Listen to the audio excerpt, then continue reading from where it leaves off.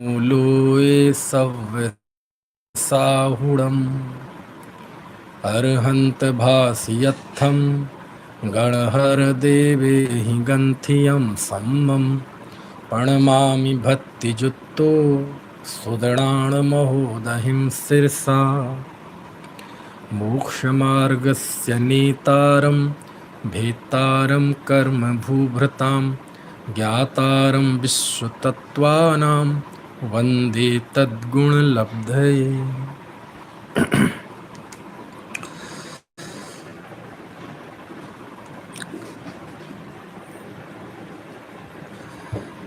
श्रुतावतार विषय पर बात चल रही है।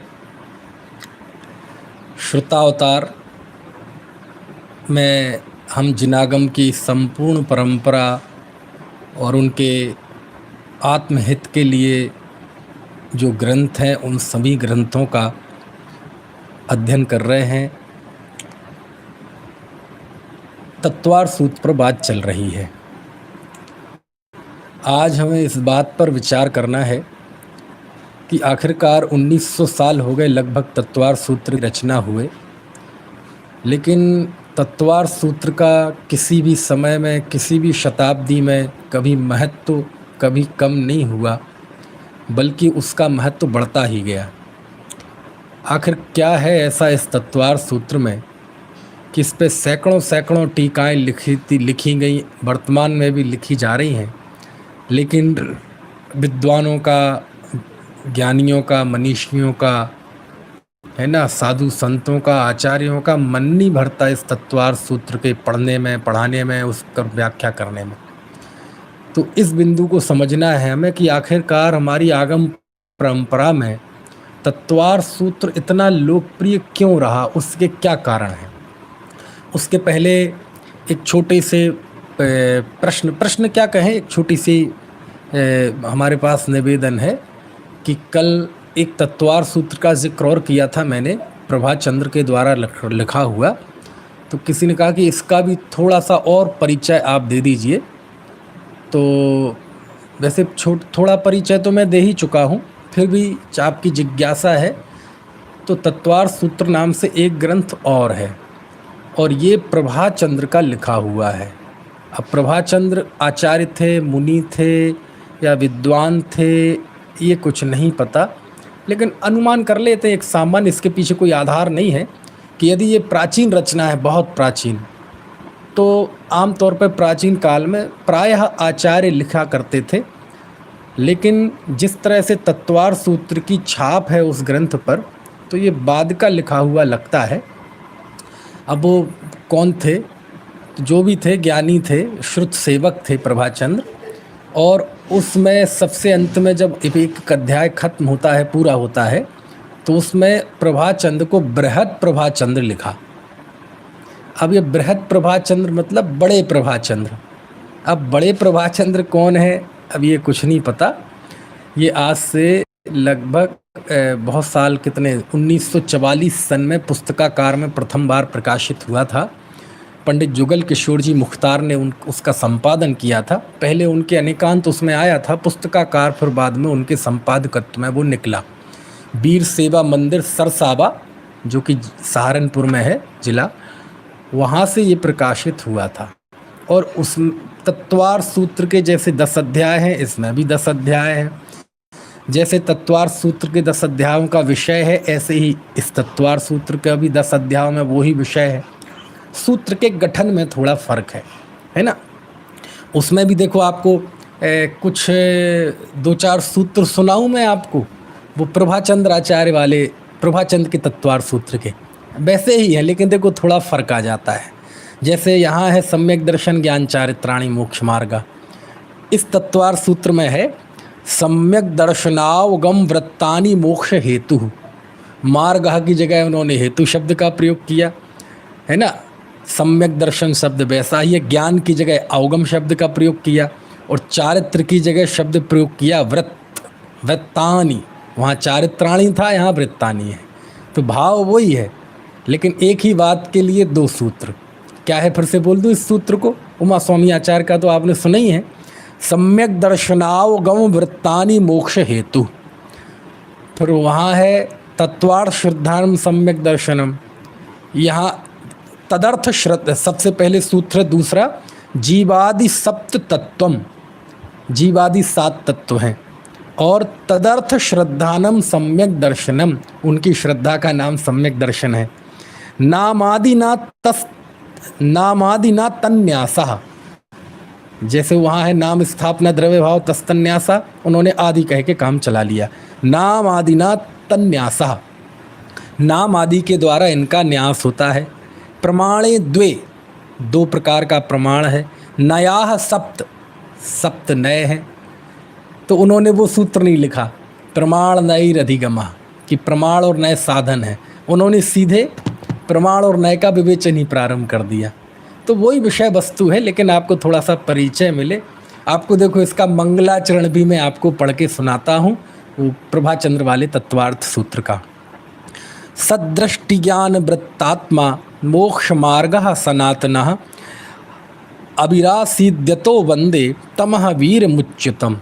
अब देखो इसमें सम्यक दर्शन ज्ञान चारित्र को, मोक्ष मार्ग को सनातन कहा, और उसको बताने वाले वीर की मैं वंदना करता हूँ। तो देखो सनातन शब्द, सनातन रत्नत्रय रूप मोक्ष मार्ग को उन्होंने सनातन कहा, है ना। तो मंगलाचरण में मोक्ष मार्ग लिखा, लेकिन सूत्र लिखा तो उसमें मोक्ष हेतु लिखा। तो अच्छा है, मैंने आज उसे पढ़ने की कोशिश की, तो अच्छी है। आगम के तो कोई भी वचन हो और जो निष्पक्ष भाव से प्रामाणिकता के साथ पूरी परंपरा का सम्मान रखते हुए उसके अनुसार ही जो लिखता है तो वो अच्छा ही लगता है, और अपना चिंतन और मनन और मौलिकता भी उसी दायरे में होती है तो वो भी पढ़ने में अच्छी लगती है। जैसे टोडरमल जी ने सब कुछ थोड़ा नया विवेचन किया, लेकिन आगम के अनुसार, है ना। तो ऐसा, चलिए तो वापस हम उसी विषय पर आते हैं कि तत्वार्थ सूत्र का आखिरकार इतना महत्व क्यों है, क्योंकि इस पे सैकड़ों की तादाद में टीकाएं लिखी गई। आपको मैं शुरुआती तौर पे तत्वार्थ सूत्र पे जो पुराना काम हुआ, एक मैं आपको थोड़ा सा सूची पढ़ के बता देता हूँ, क्योंकि इतिहास की भी थोड़ी जानकारी हो जाए। सबसे पहले तो बात आती है तत्वार्थ सूत्र की प्राचीन टीकाओं में। तो तत्वार्थ सूत्र की प्राचीन टीकाओं में सबसे प्रथम उल्लेखनीय है, उपलब्ध नहीं है लेकिन वो उल्लेखनीय है, आचार्य समंतभद्र द्वारा रचित, है ना, गंधहस्ती महाभाष्य। ये उपलब्ध नहीं है। ऐसी भी कोई मिथक चलते हैं कि ये कहीं किसी लाइब्रेरी में है, कहीं इंग्लैंड की, लंदन की। अभी हमारे एक मुजफ्फरनगर में मनोज जी हैं, चीनी वाले कहलाते हैं, वो भी तत्वार्थ सूत्र पे कुछ लिखा है उन्होंने। तो वो बता रहे थे कि फ्रांस की किसी लाइब्रेरी की जो इंडेक्स शो होता है ना, साइन, उस इंडेक्स में गंधहस्ती महाभाष्य उन्हें मिला। उन्हें किसी ने बताया कि मिला, फ्रांस की किसी लाइब्रेरी में, जो भी हो। तो सबसे प्राचीन टीका ये है, उपलब्ध नहीं है। और ऐसा उल्लेख आता है कि जो देवागम स्तोत्र है, आप्त मीमांसा जिसे कहते हैं, आचार्य समंतभद्र द्वारा रचित, तो गंधहस्ती महाभाष्य जब उन्होंने तत्वार्थ सूत्र की टीका लिखी तो उसमें जो मंगलाचरण लिखा उन्होंने, जो मंगलाचरण है ना, मोक्ष मार्गस्य नेतारम, इसी की व्याख्या में कह लो। और मंगलाचरण, उन्होंने जो मंगलाचरण किया वह 114 कारिकाओं में किया। जो आप्त मीमांसा है ना, देवागम स्तोत्र, ऐसा कहते हैं कि ये उसी गंधहस्ती महाभाष्य का मंगलाचरण है। जिस मंगलाचरण को एक श्लोक में लिखा आचार्य उमा स्वामी ने, आचार्य समंतभद्र ने गंधहस्ती महाभाष्य में उसे 114 श्लोकों में लिखा। एक आध क्रम कम ज़्यादा हो सकता है, 114 कारिकाओं में। उसका नाम है आप्त मीमांसा। तो इस दृष्टि से देखा जाए तो ये आप्त मीमांसा, देवागम स्तोत्र, ये किसकी व्याख्या है? ये इसकी व्याख्या है जो अभी हमने मंगलाचरण किया, मोक्ष मार्गस्य नेतारम भेत्तारम कर्म भूभृताम ज्ञातारम विश्व तत्वानाम वंदे तद्गुण लब्धे। अब आप देखो, इस मंगलाचरण में समंतभद्र स्वामी को कितनी संभावना दिखी कि उन्होंने इस पर 114 कारिकाएं लिखी। एक और आचार्य हुए, अरे आचार्य पूज्य अकलंक स्वामी, है ना, 7वीं शताब्दी में हुए। अब कई बार मुंह से 7वीं निकलता है, कई बार 8वीं भी निकल जाए। अब ये दरअसल क्या है, ईसा की शताब्दी का अलग गणित है और विक्रम की शताब्दी का अलग गणित है, उसमें 57 साल का फ़र्क आ जाता है। इसलिए कभी फ़र्क आ जाए तो आप समझ लें ना, ये अभी आप ईसा की 7वीं शताब्दी, ठीक है, या कभी कभी 8वीं भी जो वहाँ पे आ जाता है, तो वो सब विक्रम और ईसा का फ़र्क पड़ता है। खैर बहरहाल, तो ईसा की 7वीं शताब्दी में अकलंक स्वामी हुए, तो उन्हें इतने में भी तसल्ली नहीं हुई। तो जिस एक तत्वार सूत्र के मंगलाचरण पर समंतभद्र स्वामी ने आप्तमीमांसा लिखी 114 कारिकाओं में, आचार्य अकलंक देव को उसका मन नहीं भरा उतने में, उन्हें और संभावना नजर आई। तो उन्होंने उस 114 कारिकाओं पर, जिसके मूल में तत्वार सूत्र का मंगलाचरण है, उस पर 800 श्लोक प्रमाण टीका लिखी, जिसका नाम प्रचलित है अष्टशती। क्या नाम है इसका प्रचलित नाम? अष्टशती, 800 श्लोक प्रमाण। समझ में आया? इसके बाद 9वीं शताब्दी में एक और महान आचार्य हुए, हमारे आचार्य विद्यानंदी स्वामी। उन्हें इतने में भी तसल्ली नहीं हुई। समझ में आया ना? मैंने बताया ना, तो ये तो तत्वार सूत्र कामधेनु है, इसमें भी तसल्ली नहीं हुई और उन्होंने उस पर 8000 श्लोक प्रमाण टीका लिखी, जिसका नाम है अष्टसहस्री। क्या नाम है इसका? अष्टसहस्री, 8000 श्लोक प्रमाण। और उसके मूल में कौन है? ये तत्वार सूत्र का मंगलाचरण, जो भी अपन ने पढ़ा था। तो आप समझ सकते हैं कि तत्वार सूत्र की वो एक अनुष्टुप छंद, एक मंगलाचरण, 2 पंक्तियाँ बढ़ते बढ़ते 8000 श्लोक प्रमाण बन गई। कुछ मेरी बात समझ में आ रही है आपको? विद्यानंदी आचार्य बहुत महान आचार्य हुए हैं।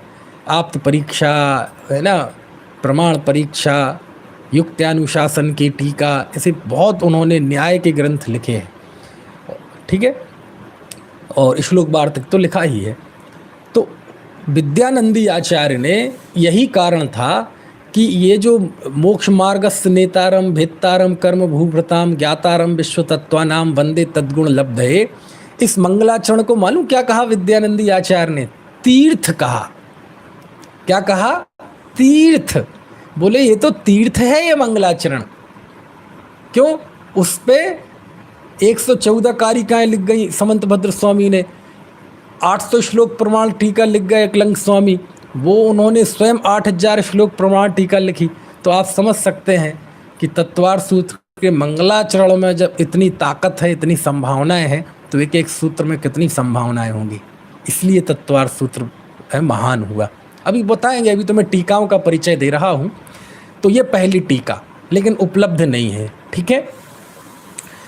ये अष्टसहस्री के विषय में हमें एक मज़ेदार बात याद आ गई। जब हम लोग पढ़ते थे तो अब क्या कर, वही धर्म में रहते हैं, वही पढ़ते थे, तो मजाक भी थोड़ा उसी में ही कर लेते हैं। अब वो मछली पानी में रहती है ना 24 घंटे, तो उसकी छोटी मोटी अशिष्ट पदार्थ भी उसी में ही निकलते हैं। तो जब ये अष्टसहस्री का नाम आता था तो हम लोग मजाक में कहते थे अष्टसहस्री नहीं है, एक कष्ट सहस्री है लेकिन नहीं, वो महान ग्रंथ है अष्टसहस्री, हजारों शास्त्र का शास्त्र है। समझ में आया ना? और ऐसे ही जैसे अष्टमी आती थी ना, अष्टमी, तो अष्टमी में हरी नहीं बनती थी, सूखी सब्जियां बनती थी। तो ऐसे हम लोग मजाक में कहते थे क्या है आज? बोले आज कष्टमी है खैर, तो ये इसके बाद जो टीकाएं हमारे सामने उपलब्ध हैं, उनमें सबसे प्राचीन टीका ये है आचार्य पूज्यपाद स्वामी की। आचार्य पूज्यपाद स्वामी है ना, 5वीं 6वीं शताब्दी में हुए, और सर्वार सिद्धि टीका अद्भुत टीका है, उसका परिचय, उसका जिक्र भी यहाँ वहाँ सब जगह आता ही है। इन्हीं से पूज्यपाद स्वामी ने, इनका बहुत साहित्य है। इन्होंने व्याकरण भी लिखा, जैनेन्द्र व्याकरण, जैनियों का प्रथम व्याकरण। उस व्याकरण में भी उन्होंने एक प्रभाचंद्र आचार्य का उल्लेख किया, प्रभाचंद्र का उल्लेख किया। और जैनेन्द्र व्याकरण में इन्होंने सूत्र लिखा, रात्रेह कृति प्रभाचंद्रस्य। अभी प्रभाचंद्र का जैनेन्द्र व्याकरण में, वहाँ भी प्रभाचंद्र का उल्लेख है एक।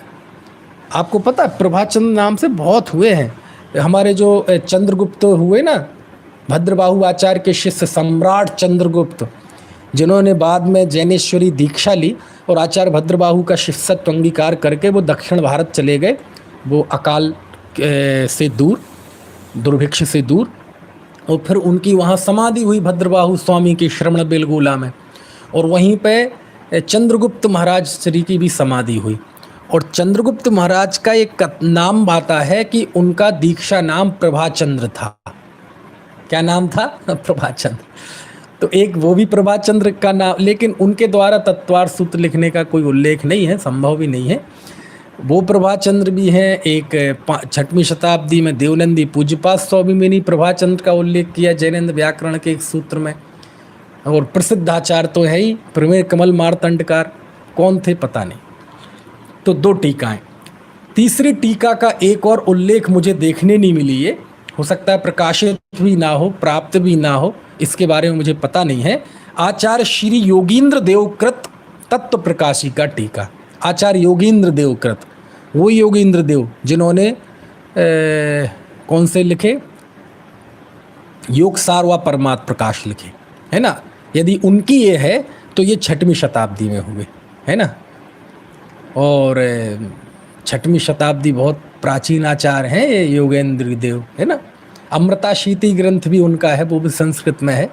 चलिए, तो 3 टीकाएं। चौथी टीका प्रसिद्ध टीका आचार्य अकलंक स्वामी की, आचार्य भट्ट अंक कहते हैं इन्हें, ये 7वीं शताब्दी में हुए, और इनकी रचना का नाम है तत्वार्थ वार्तिक। तत्वार्थ राजवार्तिक भी कहते हैं, तत्वार्थ वार्तिक भी कहते हैं, ठीक है। और इतना भी नहीं तो केवल राजवार्तिक भी कहते हैं, ठीक। चलिए, फिर इसके बाद अगली टीका है आचार्य एक अभयनंदी की टीका है, इसका नाम है तत्वार्थ वृत्ति। ये मैं बोल रहा हूँ, जो मुझे पता है वो तो है ही, लेकिन कुछ टीकाएं ऐसी हैं जिनका परिचय मुझे नहीं है। ये हमारी एक तत्वार्थ सुधा नाम से भाई साहब राकेश जी के संपादन में, डॉक्टर राकेश जी नागपुर वालों के संपादन में एक बहुत बृहद काम हुआ है ये, कि एक एक अध्याय पे 2 पुस्तकें अभी उनकी प्रकाशित हो चुकी हैं तत्वार्थ सुधा नाम से, है ना। और ये अभी पहले अध्याय वाली मेरे पास है, दूसरे अध्याय वाली अभी PDF आ चुकी है। तो जैसे ये लगभग कितने पृष्ठों का है? हाँ, लगभग 300 पृष्ठों में केवल पहला अध्याय है तत्वार्थ सूत्र का। तो दूसरे अध्याय पे भी ऐसा ही शास्त्र निकलने वाला है, PDF तैयार हो चुकी है ना। तो उसमें ये इन्होंने एक सूची दी है, तो इसमें से मैं पढ़ के बता रहा हूँ। तो ये टीकाएं तो खैर प्रसिद्ध हैं, लेकिन ये एक आचार्य अभयनंदी की टीका है। कौन सी शताब्दी के हैं इसमें लिखा नहीं है, लेकिन 7वीं शताब्दी के अकलंक देव और विद्यानंदी आचार्य की 9वीं शताब्दी के बीच में इनका नाम लिखा है। तो इसका मतलब काल क्रम के अनुसार ये इनके बीच के होने चाहिए, 8वीं शताब्दी या उसके आसपास। मैंने देखी नहीं है, पढ़ी नहीं है, मिली नहीं है मुझे। इसके बाद फिर बहुत प्रसिद्ध टीका आती है, 5वीं टीका आचार्य विद्यानंदी स्वामी की, श्लोक वार्तिक टीका, और बृहद टीका है ये, 7 भागों में प्रकाशित है ये। और आपको पता, पहले अध्याय पे ही 4 ग्रंथ हैं, 7 भाग में 4 भाग तो पहले ही अध्याय पे हैं केवल। और पहला भाग लगभग 300-400 पृष्ठ का पहला भाग, पहली पुस्तक, वो तो केवल पहले सूत्र की व्याख्या है, सम्यक दर्शन ज्ञान चारित्राणी मोक्ष मार्गा। तो आप सोचो आचार्य को तत्वार्थ सूत्र में कितना आनंद आया, कितनी उन्हें गहराई और उसमें संभावनाएं दिखी कि बोलो एक सूत्र की एक पुस्तक प्रकाशित है पूरी, पहले ही अध्याय पे 4 पुस्तकें और 7 पुस्तकें लिखी पूरे ग्रंथ पर, है ना। तो अद्भुत तत्वार्थ सूत्र भी अद्भुत है और उसमें हमारे आचार्यों का काम भी अद्भुत है ना। फिर एक टीका का है आचार्य शिव कोटि विरचित रत्नमाला टीका। एक टीका और है आचार्य श्री भास्कर नंदीकृत सुखबोधा टीका, ये तो प्रकाशित है, इसके उल्लेख मैंने सुने हैं, मैंने अपने हाथ में लेके नहीं देखा, लेकिन इसके उल्लेख है ना। फिर इसके बाद है 8वीं टीका आचार्य श्री बालचंद कृत तत्व रत्न प्रदीपिका कन्नड़ टीका, जिसका कल मैंने उल्लेख किया था। वो जो पाटिये पे दर्शन ज्ञान चारित्र और उसमें सम्यक शब्द जोड़ना, वो जो घटना है वो इसी के आधार पर है। ये बालचंद कृत टीका है ये। अब इसमें तो आचार्य लिखा है, लेकिन दूसरी जगह नाम मुनि बालचंद्र आता है, तो हो सकता है मुनि भी हों, आचार्य भी हों, अथवा यूं भी हो सकता है कि जब उन्होंने लिखी हो वो मुनि हो, बाद में आचार्य हो गए हों, जो भी रहा हो। एक और टीका इसका मैंने नहीं सुना था, श्री विबुध सेनाचार्य, ये विबुध सेन आचार्य हुए हैं, इनकी टीका है तत्वार्थ टीका। फिर 10वीं टीका श्री योग देव विरचित। अब ये योग देव कौन है हमने नहीं देखा, लेकिन उनकी एक रचना है तत्वार्थ वृत्ति। ठीक है, कल मैं अमित गति आचार्य का नाम बोल रहा था, अमित गति की नहीं मिलती है, वो योगेंद्र देव, दिमाग में योगेंद्र देव था, मुंह से निकल रहा था अमित गति। फिर उसके बाद है श्री प्रभाचंद्र कृत तत्वार्थ रत्न प्रभाकर। फिर इसके बाद 13वें नंबर की टीका इसमें उल्लिखित है, 12वें नंबर की, भट्टारक श्रुत सागर कृत तत्वार्थ वृत्ति, है ना। ये मेरे पास है, सामने उपलब्ध है, भारतीय ज्ञानपीठ से प्रकाशित है ना। महेंद्र कुमार जी न्यायाचार्य ने इसका संपादन किया है। और देखो तत्वार्थ वृत्ति नाम से कितनी टीका हैं, अभय नंदी आचार्य की, श्री विभूत सेनाचार्य की, भट्टारक श्रुत सागर सूरी की। इसके बाद 13वीं टीका श्री श्रुत सागर द्वितीय विरचित सुख बोधनी। श्रुत सागर द्वितीय ये अलग है पहले वाले से। एक और फिर यहाँ विद्वानों के भी नाम है, पंडित सदा सुखदास जी कृत अर्थ प्रकाशिका, ये भी अच्छी टीका है, पढ़ने लायक है ना। बाकी श्वेतांबरों में जो टीकाएं हैं उनका भी उल्लेख हो सकता है, जैसे एक ये तत्वार्थादि गामम भाष्य, ये एक वाचक उमा स्वाति की है ना, ऐसी है। और एक और अमृतचंद स्वामी ने इसमें तत्वार्थ सार लिखा, तत्वार्थ सार। और ये टीका क्या कहें, आचार्य ने तत्वार्थ सूत्र जो कि सूत्रात्मक है, उन्होंने उसे काव्य में निबंध कर दिया, पद्यबद्ध कर दिया। तत्वार्थ सूत्र के पूरे विषय को उन्होंने पद्यबद्ध कर दिया। तो अब टीका तो कहने में संकोच सा होता है, एक वो है तत्वार्थ सूत्र के आधार पर उसका फॉर्मेट चेंज कर दिया, जैसे होता ना वर्ड से पीडीएफ से जेपीजी, ऐसे फॉर्मेट चेंज कर देते ना कंप्यूटर में फाइल। तो उन्होंने तत्वार्थ सूत्र का फॉर्मेट चेंज कर दिया और उन्होंने तत्वार्थ सार की रचना की आचार्य अमृतचंद स्वामी ने। बहुत कितना काम है अमृतचंद स्वामी का सच में, है ना। ऐसी फिर अर्वाचीन विद्वानों ने, वर्तमान विद्वानों ने तो बहुत लिखा, सैकड़ों टीकाएं हैं, उसका तो नाम उल्लेख भी बहुत कठिन है, इतनी टीकाएं हैं। कुछ का उल्लेख मैंने कल आपको किया था। तो ये इस पे कुछ काम हुआ और मंगलाचरण का क्या इतिहास रहा वो मैंने आपको बताया। ठीक है, चलिए अब वापस उस विषय पर आ जाइए कि आखिर तत्वार्थ सूत्र का इतना महत्व क्यों है। आज का मूल विषय तो ये है, ये तो मैंने बीच में आपको बता दिया, एक पूरी सर्वांगीणता आ जाए विषय में इस दृष्टि से। चलिए, प्रश्न ये है कि तत्वार्थ सूत्र किस परिस्थिति में लिखा गया। आपको महत्व पे बात प्रारंभ कर रहा हूँ अब। तो पहले तो मैं कुछ इतिहास बताऊंगा, फिर उसके बाद तत्वार्थ सूत्र की आंतरिक जो साक्ष्य हैं, आंतरिक जो उसकी ताकत है वो बताऊंगा। तो पहले बात इतिहास की कर लें। जिस समय तत्वार्थ सूत्र लिखा गया उस समय प्रायः शास्त्रों की रचना प्राकृत में हुआ करती थी।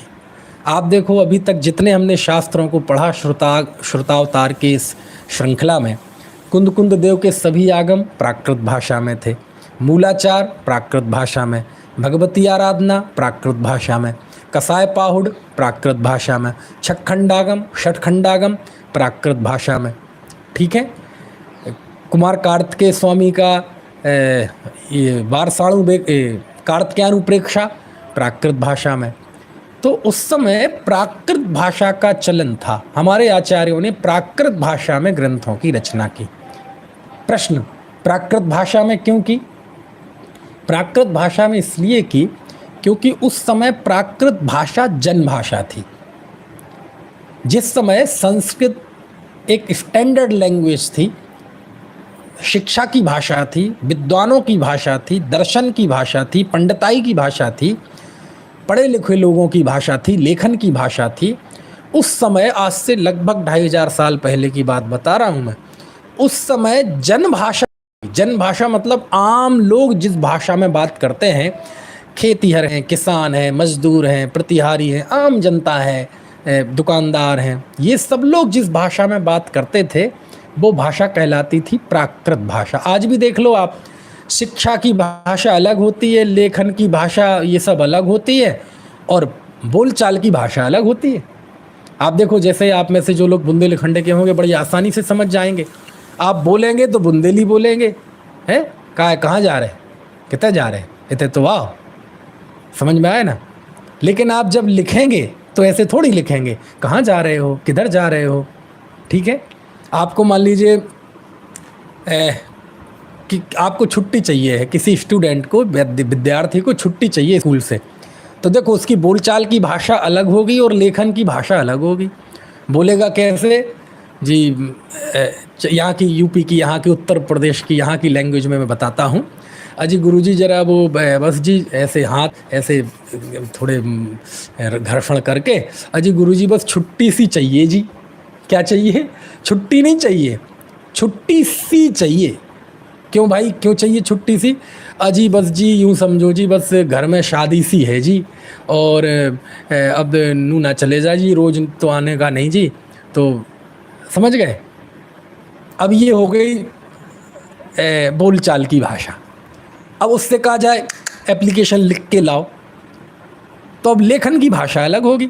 अब वो जैसा वो बोल रहा है, अजी गुरुजी बस जरा काम सा है जी, छुट्टी सी चाहिए जी, और नू तो ऐसा कोई बहुत बड़ी बात नहीं जी, लेकिन जी घर में जी शादी है जी, तो मैं आ ना पाऊँ जी।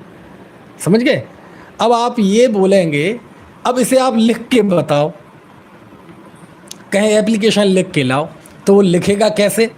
सेवा में, फूल झड़ रहे, सेवा में श्रीमान प्राचार्य जी, है ना। अपने अपने स्कूल कॉलेज का नाम लिख लो, मैं अपने कॉलेज का नाम लिख देता हूँ, श्री कुंद जैन स्नातकोत्तर महाविद्यालय खतौली, है ना। विषय छुट्टी के लिए आवेदन पत्र। कैसे फूल बरस रहे हैं। मान्यवर महोदय, नम्र निवेदन है कि हमारे घर में हमारे भाई की विवाह प्रसंग होने के कारण से मैं कुछ दिन तक महाविद्यालय आने में असमर्थ हूँ, अतः आपसे निवेदन है कि दिनांक इतने इतने से इतने इतने तक इन 5 दिनों का अवकाश स्वीकृत करने का कष्ट करें। आपका आज्ञाकारी शिष्य। बात समझ में आ रही कि नहीं? फलाना फलाना और एड्रेस सब, कक्षा का नाम। तो देखो, यही बोलचाल की भाषा अलग होगी और लेखन की भाषा अलग होगी, है ना। जो बुंदेली आपस में बोलते हैं, लेकिन जब वो स्टूडेंट्स को पढ़ाने के लिए खड़े होंगे तो वहाँ कौन सी भाषा बोलेंगे? सभ्य भाषा बोलेंगे, सभ्य नहीं भाई, स्टैंडर्ड लैंग्वेज बोलेंगे। तो ये फ़र्क होता है। तो ये दोनों भाषाएं बिल्कुल समानांतर चलती हैं, रेल की पटरियों की तरह। एक लेखन की भाषा, शिक्षा की भाषा, और उसी के समानांतर दूसरी जन भाषा। और जन भाषा बहुत व्यापक होती है, समझ में आया? बहुत व्यापक होती है। वो हमारे हृदय से जुड़ी हुई होती है, वो हमारे दिल के धड़कन से, हृदय के स्पंदन से जुड़ी हुई होती है। समझ में आया ना? आपकी जो मूल भाषा है, जो आपने माँ के पेट से सीख के आए हैं, वो भाषा किसी भी सुख दुख में आपकी वही भाषा निकलेगी जब आप बिल्कुल बनावट से रहित होंगे, बिल्कुल सहज होंगे, है ना। खैर, तो जन भाषा उस समय शिक्षा की भाषा, स्टैंडर्ड लैंग्वेज, ये सब तो थी संस्कृत, और जो जन भाषा थी वह थी प्राकृत। यही कारण है कि पुराने जो संस्कृत के नाटक हैं, उन नाटकों में जो बड़े पात्र हैं, राजा, ब्राह्मण, मंत्री, आबादी, वो तो उनको संवाद कराया कालिदास आदि ने संस्कृत भाषा में, लेकिन बाकी जो संवाद प्रतिहारी हैं, बाकी लोग जो बात करते हैं, वो उन्हें बात कराई उन्होंने प्राकृत में। यानी उन्होंने अपनी रचनाओं में भी दोनों भाषाओं को स्थान दिया, एक लेखन की उच्च शिक्षित वर्ग की भाषा और दूसरी जन भाषा। समझ में आया? तो ये बात आप समझ गए, इसका कॉन्सेप्ट। तो अब हुआ क्या, इतिहास की बात है कि जिस समय, पुराने समय में आप जानते हैं कि 2 संस्कृति बहुत प्राचीन है, एक श्रवण संस्कृति और एक ब्राह्मण संस्कृति। तो ब्राह्मण संस्कृति में वेदों की प्रमुखता है, तो वहाँ ये सारी चीज़ें बड़ी आम हैं। कौन सी? कि जो धर्म कर्म का अधिकार है वो आम जनता को तो है ही नहीं। बोले क्यों? बोले ब्राह्मण मुंह से निकले, क्षत्रिय भुजाओं से निकले, वैश्य पेट से निकले और शूद्र ब्रह्मा के रूपी महापुरुष के पैर से निकले। तो वहाँ तो जो निम्न वर्ग के लोग हैं, निम्न जाति के लोग हैं, शूद्र जिन्हें कहते हैं, उन्हें तो धर्म कर्म का अधिकार ही नहीं है। वहाँ तो धर्म कर्म का पूरा अधिकार किसने ले रखा था? ब्राह्मण वर्ग ने ले रखा था। समझ में आया ना? वैदिक वर्ग ने ले रखा था। अब ये कहते हैं कि जब धर्म का अधिकार मुख्य रूप से ब्राह्मण ही सारे धर्म कर्म यज्ञ अनुष्ठान के केंद्र में है, तो वो संस्कृत को मुख्य किया करते थे। संस्कृत के मंत्र, संस्कृत में लेखन। तो वो संस्कृत क्यों? क्योंकि जब आम जनता से हमें जुड़ना ही नहीं है तो उनकी भाषा अपनाने से क्या फ़ायदा? समझ। लेकिन उस समय जब जैन आचार्य हुए तो जैन आचार्यों में जैन धर्म तो सबके लिए है। जैन धर्म किसी जाति का नाम नहीं, किसी कुल का नाम नहीं, किसी संप्रदाय का नाम नहीं, किसी क्षेत्र का नाम नहीं, किसी वर्ग का नाम नहीं। जैन धर्म तो वस्तु के स्वरूप का नाम है। कोई भी जाति संप्रदाय का व्यक्ति हो, किसी भी कुल का हो, यदि वो वीतराग तत्व ज्ञान को स्वीकार करता है तो वो जैन है। और वो कोई भी हो, किसी भी कुल जाति का हो। तो हमारे यहाँ जाति कुल को महत्व नहीं दिया गया। कहते हैं ये धर्म तो सबके लिए है, सबके लिए है। कोई भी, अरे जब हमारे यहाँ त्रेंच को भी अणुव्रत कहे हैं, त्रेंच को भी पंचम गुण स्थान कहा है, पशुओं के प्रति भी इतना महान विचार, मतलब वस्तु स्थिति हमारे धर्म में बताई है। और वो है बताई है इसलिए नहीं, वो है इसलिए बताई है। तो कहते हैं ये धर्म तो सबके लिए है। और जब सबके लिए है तो आचार्य की जो लोक मांगलिक दृष्टि थी, सर्वजन हिताय सर्वजन सुखाय, वह लोक मांगलिक दृष्टि, वह उदारवादी दृष्टिकोण उनका भाषा के चयन में भी दिखा। और उन्होंने सोचा कि भाई हम इस तत्व ज्ञान को यदि जन जन तक पहुंचाएंगे तो उसके लिए हमें एक ऐसी भाषा का चयन करना पड़ेगा जो सब समझें, जो सब बोल सकें, जो सब समझ सकें। और वो जन भाषा थी प्राकृत। संस्कृत के लिए तो शिक्षा लेनी पड़ती थी और प्राकृत हमारी जन भाषा थी। समझ में आया ना? ऐसे तो उस समय आचार्य ने अपने लेखन का जो जरिया बनाया वो प्राकृत भाषा बनाया, ताकि सबके लिए कल्याण के रास्ते खुल सकें। ये उनकी लोक मांगलिक दृष्टि थी, व्यापक दृष्टि थी। उन्होंने धर्म के लिए बाड़ें नहीं लगाई, कोई सर्किल नहीं बनाया, कोई बाउंड्री नहीं बनाई कि धर्मात्मा यही लोग धर्म कर सकते हैं, बाकी लोगों को धर्म की इजाज़त नहीं है। ऐसा नहीं था। समझ में आया ना? व्यापक सोच थी हमारे आचार्यों की। अरे यहाँ तो चांडाल आ जाए, समझ में आया ना, शिकारी आ जाए, आज उसको भी आते हैं, कोई छोटा भी व्रत ले सकते हो ना, ले लो, तुम्हारा कल्याण होगा। समझ में आया ना? तो आचार्य की तो बहुत लोक मांगलिक दृष्टि थी। लेकिन जब हमारे प्राकृत आगम लिखे जा रहे थे, उसके बाद जब कुंद देव के शिष्य उमा स्वामी आचार्य हुए तो उन्होंने संस्कृत में इस तत्वार्थ सूत्र की रचना की और सूत्र में की। अब प्रश्न क्यों की, तो इसका महत्व मैं आपको बताऊं। क्या था कि उस समय सभी दर्शनों को, सभी धर्मों को रिप्रेजेंट करने वाले कोई ना कोई एक मुख्य ग्रंथ हुआ करता था, और वह संस्कृत में होता था और सूत्रों में निबद्ध होता था। चाहे न्याय सूत्र हो, चाहे वैशेषिक सूत्र हो, चाहे पतंजलि सूत्र हो, योग सूत्र हो, चाहे सांख्य सूत्र हो, सभी धर्मों को प्रायः रिप्रेजेंट करने वाला, कि मान लीजिए कहीं शास्त्र चर्चा चल रही है, शास्त्रार्थ चल रहा है, विद्वानों की सभा में धर्मों की बात होनी है, विश्वविद्यालय में बात होनी है, तो जैन दर्शन को रिप्रेजेंट करने वाला कोई सूत्रात्मक संस्कृत ग्रंथ है क्या, जिसे विद्वानों के बीच में रखा जा सके, प्रेजेंट किया जा सके, उपस्थित किया जा सके कि हाँ ये शास्त्र है, ये सूत्र हैं जो जैन धर्म को रिप्रेजेंट करते हैं, प्रस्तुत करते हैं, प्रतिनिधित्व करते हैं। समझ में आया ना? तो ऐसा कोई उस समय ग्रंथ नहीं था, है ना। कुंद देव के आगम तो थे, सब थे, लेकिन वह प्राकृत भाषा में थे और वो सूत्रबद्ध नहीं थे, बल्कि वह विस्तृत थे काफ़ी। समझ में आया ना? तो उस समय ये कमी महसूस हुई होगी शायद उमा स्वामी आचार्य देव को कि विद्वानों के बीच में कोई ऐसी रचना जो जैन धर्म को प्रस्तुत कर सके, प्रतिनिधित्व दे सके कि हाँ ये जैन धर्म है। बोले जैन धर्म क्या है? बोले ये तत्वार सूत्र है, ये जैन धर्म है। ये पूरे जैन धर्म की, जैन तत्व ज्ञान की ये सनाप्सिस है, ये रूपरेखा है, ये विशेष सूची है, ये उनके जो मुख्य विचार हैं उसकी सूची है। समझ में आया? तो इस तरह का कोई ग्रंथ उपलब्ध नहीं था जो पूरे जैन धर्म को प्रस्तुत कर सके, संक्षेप हो, सूत्रबद्ध हो और पंडितों की, विद्वान जगत की भाषा में हो, संस्कृत में। तो ये शायद कमी उनको लगी कि ऐसा ना हो कल के दिन हमारा आगम, हमारा लेखन पिछड़ जाए। और ये भी महसूस हुआ कि वैसे भी देखो उस समय हमारे आचार्यों ने लेखन कार्य बहुत देर से शुरू किया। ये मैंने शुरुआत के प्रवचनों, व्याख्यानों में बताए थे इसी श्रोतावतार के। जो बाद में जुड़े हैं ना, वो शुरुआत के जरूर सुनना है, बहुत आनंद आएगा आपको। कभी कभार मैं खुद भी सुनता हूँ।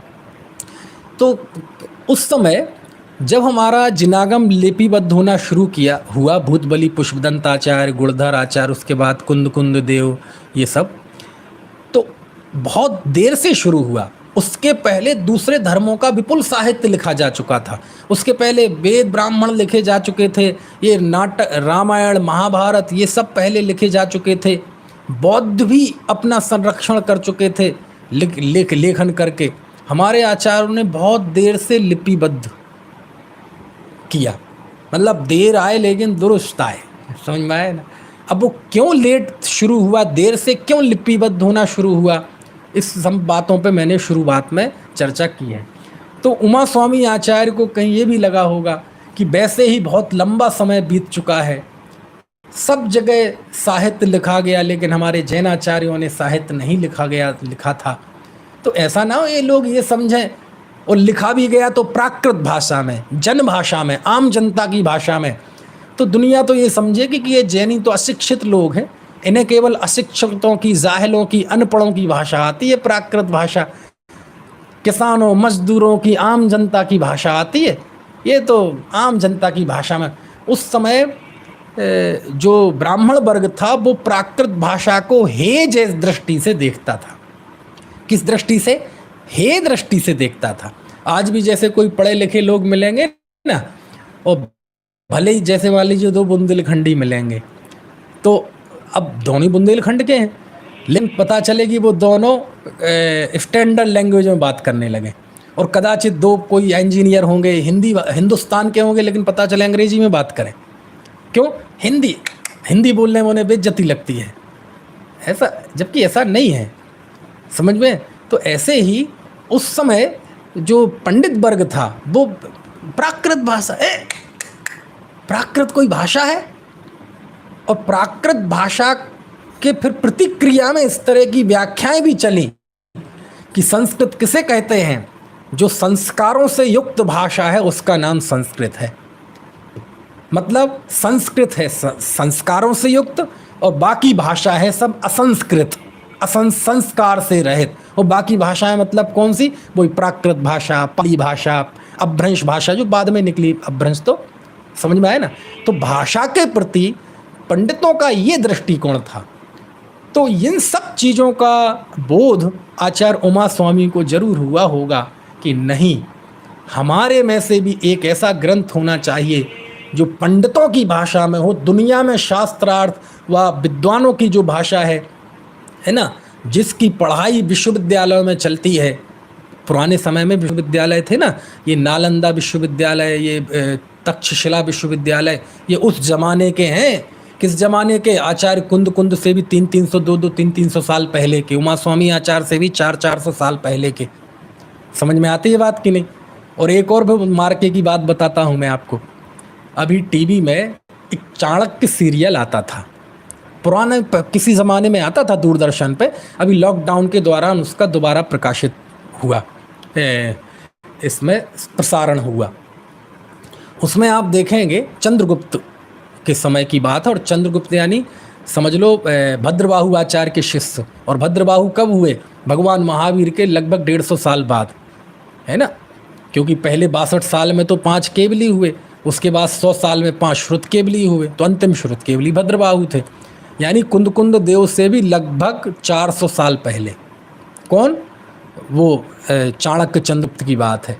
तो उस समय आप देखना ज़रा, उस सीरियल में मैंने देखा था कि उस समय जो तक्षशिला विश्वविद्यालय था, जहाँ चाणक्य आचार्य थे और जहाँ चंद्रगुप्त को वह मगध से लाए थे, वहाँ भर्ती कराया था, तो उसमें एक शिक्षक की ताकत दिखाई है। चाणक्य आचार्य थे ना शिक्षक, तो उस समय चाणक्य उसमें दिखाया है। और वो कि जब भी वहाँ कोई क्लास चलती थी, आचार्य चाणक्य क्लास लेते थे और कोई दूसरे आचार्य क्लास लेते थे, या कोई सभा चलती थी, ज्ञान सभा भी दिखाई है उसमें, आज जिसे हम सेमिनार कहते हैं ना, सेमिनार, संगोष्ठी, ज्ञान सभा भी दिखाई है।